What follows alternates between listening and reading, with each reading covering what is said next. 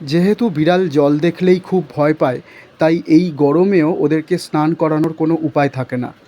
তাই তোমরা যারা বিড়াল পোষো তারা কিন্তু এইভাবে সপ্তাহে ৩-৪ দিন ছাড়া ছাড়া একবার করে সুতির কোনো কাপড় বা কোনো টোয়ালে ভালো করে জলে ধুয়ে সেটাকে নিগড়ে নিয়ে তারপর ওদেরকে এইভাবে গা মুছিয়ে দিতে পারো।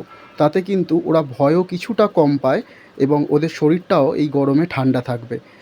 আমার মিনিকেও কিন্তু গা মোছাতে গিয়ে ওর সাথে রীতিমতো যুদ্ধ করতে হয়। এই যে দেখছো বারবার ওকে যতবার আমি কাছে সরিয়ে আনছি ও দূরে ঠেলে ঠেলে সরে যাচ্ছে। এইভাবেই তোমরা সুতির কাপড় দিয়ে খুব ভালো করে কান, হাত, পা খুব ভালো করে মুছিয়ে দেবে। কানে অনেক ময়লা থাকে, কানটা একটু ভালো করে দেখবে। তারপর ওদেরকে ওদের মতো করে ছেড়ে দেবে। ওরা দেখবে চেটে চেটে পুরো গা পরিষ্কার করে ফেলছে। যতক্ষণ না গা দিয়ে জলটা পুরোপুরি যাচ্ছে, মানে ভিজে কাপড় বা ভিজে টাওয়ালের যে জলটা সেইটা পুরোটা না যাচ্ছে, ওরা কিন্তু ততক্ষণ পর্যন্ত নিজেদেরকে এইভাবে চেটে চেটে পরিষ্কার করতে থাকে। তোমাদের বাড়িতে যাদের বিড়াল আছে তারা নিশ্চয়ই এই কাজটা রেগুলারই করে থাকো এবং আমার থেকে অনেক অভিজ্ঞ, কারণ আমার বাড়িতেই একটাই বিড়াল রয়েছে। অনেকের বাড়িতে আমি দেখেছি 10-12টা বিড়াল রয়েছে। তারা নিয়মিত প্রত্যেকটা বিড়ালের কী করে ভালো রাখা যায়, কী করে তাদের সুস্থ রাখা যায় সেই চেষ্টা করে।